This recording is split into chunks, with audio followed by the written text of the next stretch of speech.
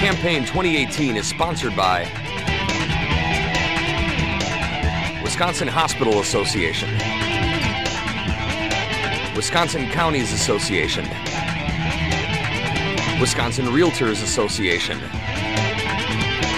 Marshfield Clinic Health System, and Campaign 2018 partner Milwaukee Journal-Sentinel.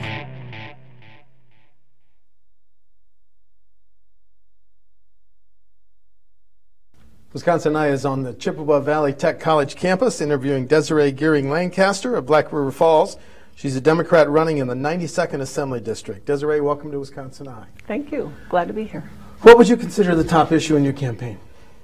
Top issue in my campaign is restoring democracy. My theme is Know Your Power, and that relates to people obviously voting is the most basic right and privilege, but also participating in government through running for nonpartisan or partisan seats, getting involved with campaigns, letting legislators know how they feel, whether they're in support or against legislation, because a lot of people really don't have a voice, and my campaign is all about giving people a voice and participation.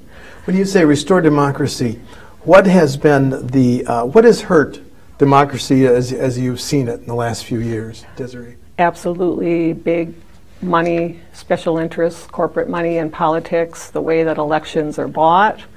When I first ran in 1984, we did have public financing, so based on the number of donations that I raised and I won the primary, then I did benefit from public financing. Well, now that's gone, and we just need to get back to where people have a voice, and special interests and corporations aren't, speaking the loudest. Are you putting any limits then on how much money you're accepting, and are you accepting PAC donations? What decisions have you made in terms of raising money for your campaign?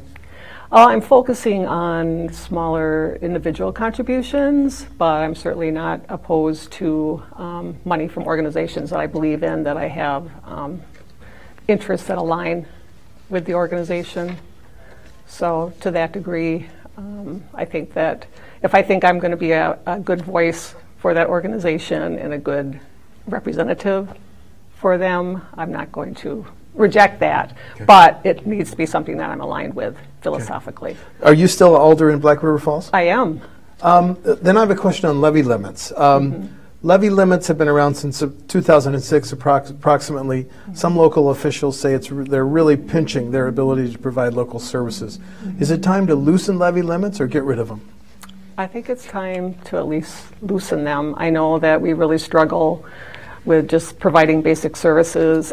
Obviously services rise, the costs rise, and we need to have more flexibility and more input. So time to loosen them? Yes. Okay. Yes. So let's talk about healthcare in rural areas with older residents and not as high household incomes as the state, and more government providing through Medicaid and Medicare healthcare. Right. How can we strengthen rural health care, do you think, Desiree? We really need to expand Medicaid. I'm going to take the expansion dollars. We really need to expand Badger Care if we can.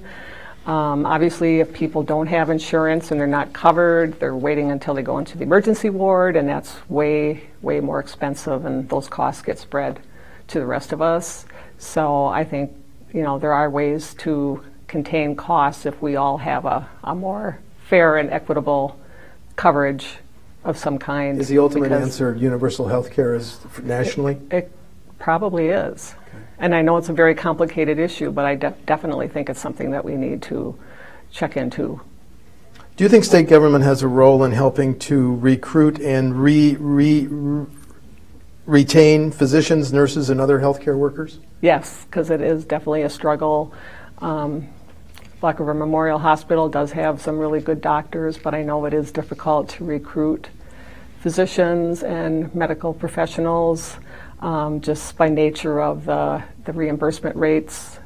That kind of limits some of the talent that go elsewhere to more urban areas, but rural communities and rural hospitals, healthcare, it's a struggle. And I think we do have a role in that. There's an impasse in the Capitol, as you're well aware, over how to pay for highways. What solution to highway funding would you push for if you're elected? Oh, that too is complicated. I know we can't keep borrowing and putting off infrastructure projects because that's obviously not working when a lot is going toward that debt versus actually fixing our highways. I know that we have some really bad roads, and I think everybody experiences that, but just even proposals that have been made to have a higher registration for hybrids, that's ridiculous. I mean, those should be incentives. You know, people shouldn't be penalized for trying to save energy and save gas and driving hybrids. So it just seems like there's a really huge disconnect the way highways are being funded currently. Could you support raising the gas tax or the $75 you and I pay to register a vehicle, or tolling, which is being discussed in the Capitol? I know tolling is being discussed. I would need to have more information on that. I think registration is already quite expensive. I mean, people already struggle with that. So there needs to be a way to not put the burden on, you know, people that are really struggling, working people. So obviously that'll take a lot more study, but we do need to do something different, that's for sure. Would you consider a few penny increase in the gas tax? Possibly. Okay. Possibly. With the incidence of mass shootings and school shootings, do we need to change our gun laws? Universal background checks, absolutely. I think the statistic is that 85% of registered voters support that. And why representatives aren't really looking at, you know, what the public wants in that regard. I mean, kids need to feel safe going to school. This is, and it's the definition of insanity, doing the same thing over and over and expecting different results. And this just keeps happening, and it's something needs to be done. Another issue that I think is, to me, is problematic. We have a local radio station, Byline. People are selling guns through Byline. People are selling guns at you know, auctions and other places, and they're not being monitored. And I think that's a scary situation. So universal background checks would pick that up? Universal background checks, absolutely, at minimum. Is the state spending enough in school aids for our K-12 system? No, I don't think so. I think it needs to be at least restored back to previous levels. And if that took more money, how would you raise more money? Well, raise more money in general. Well, yes. Would you make any changes in tax laws to bring in more money to perhaps devote more to our public schools? That's a possibility, or just looking at other ways we can, for example, I don't think we need new prisons. I mean, I think we need to invest in treatment courts. I've helped write grants for treatment courts in Jackson County and the Ho-Chunk Nation, and I've written a grant for the Treatment Alternatives and Diversion Program. I think by giving people treatment and programming versus throwing them in jail where their family is still home with needs, losing their primary wage earner, for example, that's just not going to work. So there are other ways we can raise money, I think, so we need to look at all of those areas because it's all a matter of priorities. Excuse me. You wouldn't support the construction of a new prison? I would not. You would not? No. Okay. The Choice in Charter School program has grown from Milwaukee to Racine to statewide. Do you have a position on it? I think that's a negative trend. I think we need to invest more. We need to invest in public education, and I think that taxpayers need to know where that money is going, and there doesn't seem to be as much accountability with a lot of the charter schools in terms of teacher requirements and curriculum, and that's wrong. I think we have a great public education system, and we need to focus on that. Would you freeze the choice program or try to scale it back if you're a member of the Assembly? At least try to scale it back and possibly freeze it. Okay. UW system funding, we're in the 6th year of a freeze on resident undergraduate tuition. Should that freeze continue into the 7th and 8th year? I think so. student debt is way, way, way out of line. I mean, I'm still paying on a student loan, and I'm not going to tell you what age I am, but it's it's been years and years. And the fact that we can't refinance student loans like you can a house, that's just ridiculous. So the state law should be changed to allow people like you to refinance absolutely student loans. Absolutely. How would you have voted had you been in the Assembly on the $4 billion in state and local incentives for Foxconn? I would have voted no. Why? I think that kind of, I mean, actually that's, from what I understand, that's the largest taxpayer investment in a foreign corporation that we've ever seen. And what that money could have done in terms of small mom and pop businesses, helping local businesses in Main Street, that money would be way better used there. And also the fact that they've, as far as Foxconn, they've kind of weakened some of the environmental protections and given them special status even beyond the $4 million or $4 billion. That's just ridiculous.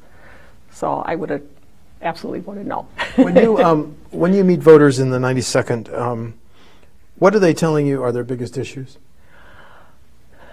I think stagnant wages. Unemployment is low, but wages are very stagnant. Obviously, the cost of living's gone up. The cost of public services, the cost of food, but wages are just, actually below levels that they were previously, and I think the middle class is shrinking, and I can see that just in my home district. And people are working 2 to 3 jobs and still just kind of treading water, and that's not right. So I think stagnant wages, and then also the opiate crisis. Yes. That is huge. Any thoughts on the next steps to take to fight that opioid and methamphetamine and heroin epidemic? Yes. Again, treatment courts. I've had national training as a treatment court member, so I'm really familiar with them. I've, like I mentioned, helped write grants for treatment courts, and they work.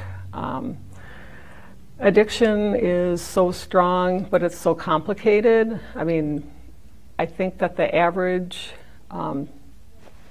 time that people can, kind of relapse sometimes is 6 and 7 times.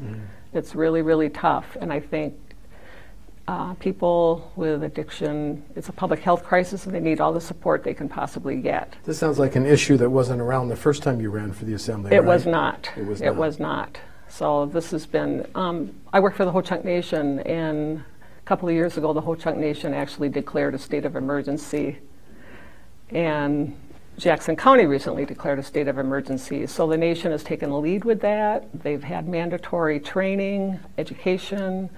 We've got a community group in Jackson County called Stop the Stigma. So even looking at the stigma that people face dealing with their addictions, it's a public health crisis. We don't put stigmas on other public health situations. So, what's your position on medical marijuana or legalizing the recreational use of marijuana? I would support that. You would support that? As a revenue source or just? As a revenue source, I think I would support it, and it should be taxed. Okay. Finally, differences with your primary opponents on August 14th? Do you want to highlight any? Sure. Well, I'm older, so I have more experience. Was it Ronald Reagan who said that he didn't want to exploit the youth and inexperience of his opponents? Well, I'm going to say that right now. Yes.